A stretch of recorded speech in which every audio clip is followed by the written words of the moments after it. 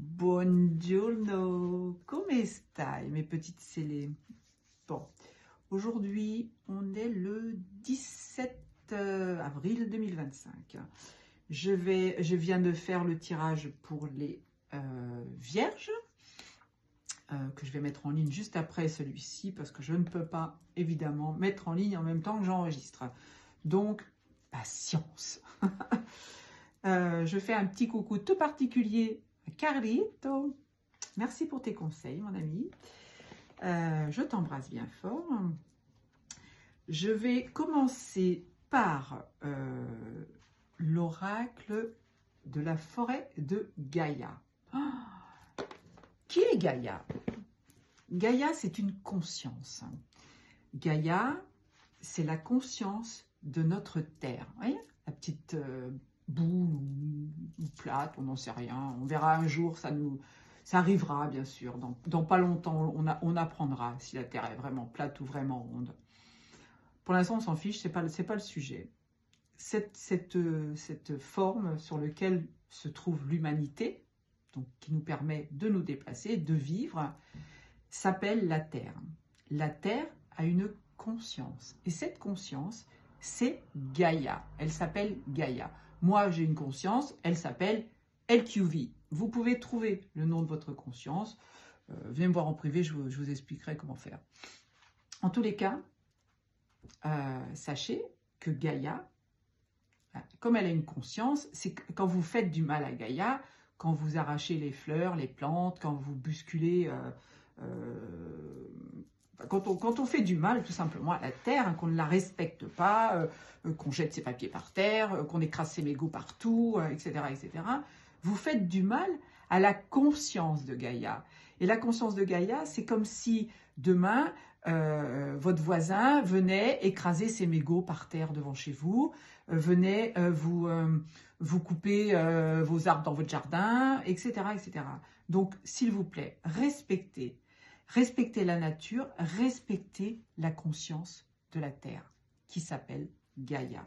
Ok? Alors, Gaïa nous a donné plusieurs petits messages, et je finirai par les runes qui vont avec. Alors, les runes, je les prends dans un sachet, je mets ma main dedans. Bon, je les ai choisis avant, évidemment, pour éviter de perdre du temps, de le faire en direct, quoique là, je suis en train de perdre du temps. Mais je les prends au hasard, comme les cartes. Les cartes, je les fais sauter. Donc, je ne manipule pas les cartes, sachez-le. C'est vraiment les messages que la source a à vous transmettre. Et là, en l'occurrence, ça va être Gaïa qui va vous parler. Alors, la carte 4. Alors là, on a une bonne position, hein, on est bien assis. C'est la carte du soleil. C'est la plus belle carte du jeu, je trouve, hein, parce que le soleil, c'est quoi? C'est la lumière, c'est la source de toute vie. Sans soleil, on ne pourrait pas vivre. On vous dit là de vous ramener à votre essence nature, à votre essence divine. Soyez en accord avec ce que vous êtes venu incarner, d'accord? Exprimez votre sensibilité, exprimez tout ce que vous avez envie de dire au monde, montrez-vous tel que vous êtes, mettez-vous dans la lumière, arrêtez de vous cacher en me disant « Non, mais si je dis ça, qu'est-ce qu'on va me faire, qu'est-ce qu'on va dire, on va me critiquer ?» Non, si toi-même, apostrophe A-I-M-E, d'accord, hein, vous avez compris la subtilité du langage des oiseaux, si toi-même, tu ne critiques pas les autres, il n'y a aucune raison pour que les autres viennent te critiquer. Sachant que vous êtes les miroirs, vous êtes les fractales d'autres personnes, on est tous unis, on fait partie tous les uns des autres, y compris les animaux, les végétaux, les minéraux. Donc, quand on a compris ça, eh bien, on doit vraiment briller sans vouloir écraser les autres. Okay? Donc là, soyez lumineux, comme le soleil. Le soleil, ça réchauffe. Le soleil, c'est agréable. Vous voyez, dès qu'il y a du soleil, tout le monde sort dans la rue, tout le monde est gai. Quand il fait froid, quand il pleut, quand c'est l'hiver, les gens sont rabougris. Là, dès que vous sortez avec un rayon de soleil, ça change la vie. Eh oui, le soleil, c'est la vie. Alors, la carte 3, les vibrations 3, j'aime bien, c'est la Trinité, hein, c'est les vibrations du monde céleste, encore une fois. On te parle de la porte. On te dit d'apporter des changements dans ta vie. Arrête de procrastiner encore une fois. Arrête de te dire, oh non, je ferai ça demain. Là, c'est le moment, là. C'est le moment de faire briller ta lumière et d'apporter ce changement dans ta vie. Ouais, il y a une porte qui s'ouvre. Il y a une porte qui s'ouvre. Ce personnage est assis, là, hein, au bout du chemin. Je crois que c'est un personnage. Je crois que je ne suis pas sûre. Enfin bon, peu importe. Et là, tu as une source lumineuse. Hein. Tu dois t'ouvrir justement au monde subtil, au monde du divin. J'ai des frissons partout. Alors, l'amulette, qu'est-ce que c'est? C'est la protection. Hein, quand on met une amulette, c'est justement pour se protéger du mauvais œil, soit des énergies négatives. On porte des bracelets pour se donner de la force, du courage. Alors, qu'est-ce qu'on va nous dire sur cette carte? Donc, c'est un symbole de protection, mais on te dit aussi par cette carte d'aller chercher au fond de toi tes parts d'ombre. Tout ce qui te bloque, tout ce qui ne te permet pas d'avancer. Quand tu es bloqué dans une situation, c'est certainement parce que tu n'as pas fait le travail sur tes blessures du passé, sur ce qu'on t'a appris encore une fois dans cette matrice, ou matrix comme tu veux. Donc là, on te dit, va chercher tes parts d'ombre, apporte-leur la guérison, apporte-leur la lumière. Il n'y a pas d'ombre sans lumière, il n'y a pas de lumière sans ombre. Tu vois, les deux cartes sont opposées, mais en même temps se mélangent. En même temps, elles ont besoin l'une de l'autre. Donc toi, tu as besoin d'apporter du changement dans ta vie par rapport justement à tes parts d'ombre. Tu dois absolument avancer là-dessus. Alors, on te parle avec la carte 35, 5 et 3, 8. Là, encore une fois, on est dans le karma. On parle de blocage. Voilà. Alors, à quoi ça sert l'encre? Alors, l'encre, ça te sert à t'ancrer, à te stabiliser, mais c'est aussi l'effet inverse, c'est-à-dire que quand tu es trop ancré dans une situation, attends, quand je te dis d'ancrage, c'est ancrage toi, avec ta personne, avec le monde céleste, avec le monde subtil, avec Gaïa, pour que tu ne t'éparpilles pas dans tous les sens. Mais si tu es aussi trop ancré dans une situation, ça peut être un travail qui ne te convient pas, et tu te dis, ah, j'aimerais bien changer, mais j'y arrive pas. Là, on te dit, là, il faut que tu bouges, parce que tu es justement trop attaché à quelque chose qui ne te correspond plus. Tu peux être dans une situation familiale, tu peux être dans une situation amoureuse, tu peux être dans un appartement qui ne te correspond plus. Vas-y, cherche-en un autre, fonce. On te dit, bouge-toi. Là, l'ancrage, vraiment besoin d'aller travailler un blocage dans ta vie. Hein, d'accord? On parle bien de blocage. Donc, apporte un changement, apporte de la lumière, va chercher tes parts d'ombre, justement, pour débloquer une situation. Et ça ne veut pas dire que tu ne dois pas faire d'ancrage. Hein, c'est deux versions différentes.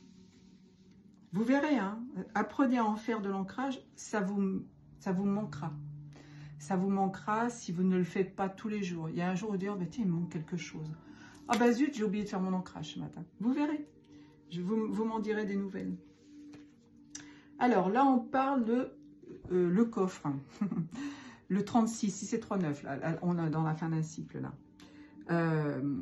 Le coffre, alors ça peut être, il y a plein de secrets dans votre vie, il y a plein de choses cachées, vous avez des secrets à découvrir. Mais c'est aussi, le coffre, c'est l'argent, c'est la richesse, c'est ce qu'on a envie d'obtenir, c'est ce qu'on a envie d'acquérir. Là, toi, apparemment, encore une fois, ça ne va pas parler à tout le monde, tu es dans le manque. Et peut-être que c'est cette blessure, justement, à laquelle tu dois apporter un changement. Tu dois travailler, justement, sur ces blocages, ce manque. Peut-être que tu manques d'argent, peut-être que tu n'arrives pas à monter quelque chose parce que tu as peur aussi de manquer d'argent, parce qu'il y a des croyances limitantes qui t'ont été inculquées, soit dans cette vie-là, par tes parents, hein, tout simplement, ou par la société, soit dans tes vies antérieures. Donc, il faut absolument faire le travail. Ouais, c'est répétitif, c'est rébarbatif, mais en même temps, c'est la vérité. C'est quelque chose que tu as besoin de travailler. Alors, si tu te dis tous les jours, pourquoi je ne gagne pas d'argent? Pourquoi je ne suis pas capable de m'acheter une Ferrari? Ben, pose-toi la question. Va chercher dans tes vies antérieures. Va chercher pourquoi ça bloque. Le dos de deck. Oh, bah j'adore. La Terre. Je vous parlais au début que Gaïa, c'était la conscience de la Terre. Là, on te parle de fertilité. On te dit, avec la fertilité, il y a des choses qui vont se libérer. 3 et 1, 4. Alors, c'est rigolo, c'est la dernière carte. La première, c'était le 4. La dernière, c'est le 4. 4 et 4, ça fait 8. On est vraiment dans un travail karmique à faire, là. Une libération karmique. Alors, la 31, je vais voir ce que ça nous dit. Je vais lire ce qu'il y a de marqué, comme ça vous me verrez que je ne triche pas. Gaïa est l'incarnation de la Terre et de tous les êtres qui y résident. Hein? Elle symbolise la fertilité, l'abondance et la capacité de soutenir la vie. Elle rappelle que vous êtes acteur de la vie et vous avez le devoir de préserver la beauté et l'harmonie qui vous entourent. Je vous ai dit au début, Gaïa est une conscience, c'est la conscience de notre Terre, qu'on appelle aussi Terra, T-E-2-R-A. Si vous en prenez soin, elle vous le rend. D'accord ? Si vous avez par exemple un jardin et que vous devez cultiver des fruits et légumes, si vous êtes en respect avec cette nature, vous obtiendrez tout ce que vous allez planter va devenir florissant, etc., etc. Donc on vous parle de fertilité, d'abondance, de responsabilité, de créativité et de cycle. Gaïa évoque le besoin de rétablir l'équilibre dans votre vie. Protection, changement. Elle vous invite à cultiver un sentiment d'ancrage en vous connectant à votre environnement et en établissant les bases solides pour votre bien-être afin de donner naissance à de nouvelles opportunités. C'est pas beau ça? Je vous ai parlé d'ancrage. Je vous ai dit, continuez à vous ancrer, mais faites aussi une libération sur des choses qui vous gênent, donc blocage, manque, etc. Gaïa indique que la réponse à la question est positive, mais nécessite de trouver un équilibre dans la situation. Donc la réponse est oui, si vous vous posez une question par rapport à ce tirage. Une question qui vous concerne, évidemment, changement de situation, changement de vie totale, déménagement, etc. Gaïa rappelle l'importance de prendre soin de vous-même et des autres êtres vivants. Je vous ai dit, au début, je vous dis, respectez la nature, respectez les animaux, respectez les végétaux, respectez les hommes. Elle invite à cultiver un sentiment d'ancrage en vous connectant... Non, hop, je suis remontée à... Excusez-moi, je suis revenue sur le premier. Accordez de l'attention à votre bien-être physique, émotionnel et spirituel. Et veillez à cultiver des relations harmonieuses et respectueuses avec ceux qui vous entourent. Oh, c'est pas beau ça? Regardez-moi cette jolie carte. Alors, j'ai aussi tiré des runes et je vais venir vous les interpréter. Alors là, je vais m'aider de mon petit livre parce que, excusez, mais je suis en train de les apprendre, les runes, et je ne les retiens pas toutes. Alors, on a celle qui s'appelle Ehwaz. Ehwaz, vous voyez, c'est comme un éclair, hein, ou un petit Z. Qui parle de protection, de stabilité, d'endurance et d'équilibre. C'est marrant, hein, parce que je vous ai parlé d'ancrage, de stabilité, d'équilibre, de protection, là, tout à l'heure. Hein, avec l'amulette, hein, par exemple, la protection. On est carré. Ehwaz est l'arbre d'If, autrefois réputé pour son bois permettant de créer les meilleurs arcs. C'est marrant parce que j'ai fait une méditation il y a, ça va faire 15 jours maintenant, je crois, ou c'était la semaine dernière, je ne me rappelle plus. Enfin, le dernier dimanche où je suis allée en EAS, Carlito va s'en souvenir, et puis les autres qui me regardent, on a fait une belle méditation d'ancrage au milieu d'un groupement d'If. On est rappelé à l'ordre. Il est 13h31 quand je vous dis ça, c'est marrant. Hein? Alors, le sens divinatoire de Ehwaz indique que vous êtes protégé contre les forces négatives et les influences extérieures néfastes. Vous trouverez la force de vaincre tous les défis à venir. Donc, n'hésitez pas à être dans le changement. Ah, c'est un super jeu aujourd'hui. Hein? La guidance, tout en résistant aux influences négatives, soyez ouvert aux changements constructifs. La flexibilité sera nécessaire pour vous adapter à de nouvelles situations. Voilà. Soyez comme le roseau. Hein. Le roseau, le peuplier, on ne peut pas plier avec le peuplier. Le roseau, il plie, mais ne rompt pas. Ok? Donc, faites les roseaux dans votre situation. Alors, la deuxième lettre. Je fais une petite pause. Je ne sais pas pourquoi je vous dis que je fais une pause, puisque vous ne vous en rendez pas compte quand je mets la vidéo en ligne. Alors, on a le M, vous voyez, comme M comme maman, comme matrice. Alors, elle s'appelle Ehwaz. Celle d'avant, c'était Ehwaz. Là, c'est Ehwaz. C'est la chance, la protection, le mouvement et le voyage. Ça correspond à la deuxième carte, la carte du changement. Ehwaz, souvent confondu avec Ehwaz, évidemment, signifie pour sa part le cheval et évoque le voyage et la progression. Le sens divinatoire, c'est un voyage physique ou spirituel est sur le point de démarrer. Il vous apportera de nouvelles opportunités et sera dans le moment de transition, un moment de transition entre passé et futur. Oui, je vous le dis, il faut faire le nettoyage, il faut faire le vide dans vos vies antérieures et vos vies, vos blessures que vous avez ramenées avec vous. La guidance, écoutez votre intuition et évitez de vous complaire dans la stagnation. Ils sont mignons, 1551, pardon. La période est propice pour prendre un nouveau départ et établir de nouvelles fondations solides. C'est pas beau ça? Alors, la troisième, c'est une forme de... Oh pardon, tout le monde passe de mon côté. C'est un I, vous voyez? Un I. Donc c'est un bâton tout droit. Le I, elle s'appelle Izaz. I-S-A-Z. On parle de contrainte, de résolution, de patience et de réflexion. On ne fait pas les choses à l'arrache, on prend le temps. Izaz est la glace et indique les obstacles à venir. Oui, il y a de la glace, on ne peut pas traverser, on ne peut pas avancer, on ne peut pas passer. Patience et réflexion sont associées à cette rune. Alors, elle est en rapport avec la protection. Donc, peut-être que vous avez besoin justement de vous protéger, de faire en sorte, si vous essayez d'apporter du changement à votre existence dans n'importe quel domaine, vous avez besoin de réfléchir, de mettre les choses en place de façon très structurée. Patience, ça va venir. Izaz indique que les semaines à venir pourraient être marquées d'une période de stagnation ou de ralentissement en vous invitant à la patience. Je crois que je l'ai déjà dit c'est une deuxième fois.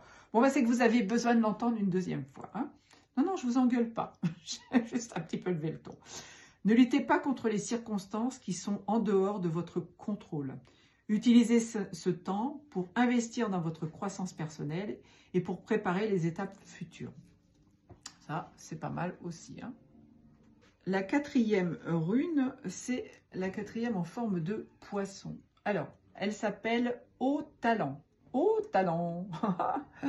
Voilà, on peut la mettre comme ça ou la mettre comme ça surtout. Hein, une forme de poisson. Elle va sur l'ancrage et le blocage.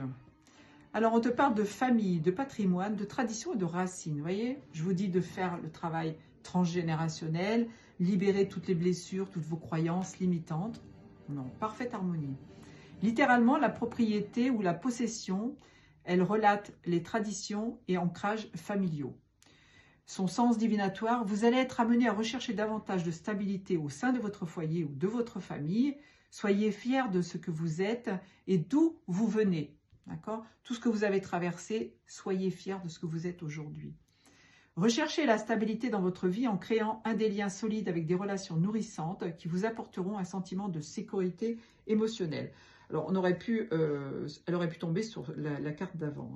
Mais là, si vous êtes trop ancré dans le blocage, effectivement, parce que ça correspond à la carte de l'ancrage, vous avez un travail à faire, hein, effectivement, sur votre karma familial.